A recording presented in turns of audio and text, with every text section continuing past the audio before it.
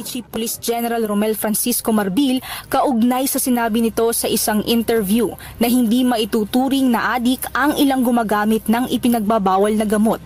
Ayon kay PNP Public Information Office Chief Police Brigadier General Jean Fajardo, hindi dinedepensahan ng pamunuan ng Philippine National Police ang mga gumagamit ng illegal na droga. Sa halip, sinabi ni Chief PNP na dapat na ituring ang mga itong biktima at hindi sospek.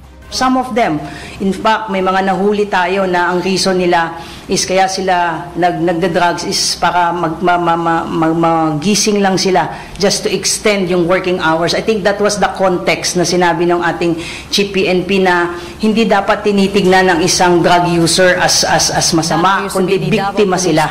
Kasi meron ding economic side. Sinabi pa ni Please put a stop to this illegal drugs menace. Nakikiusap ako sa inyo. Kung nakalusot na kayo dyan at hindi kayo nahuli, pasalamat kayo. Hanggat suot ko tong uniforme na to, matuloy man ako na mag 4-star o hindi. You take note, gentlemen. Kilala ko kayo. I'm giving you stern warning.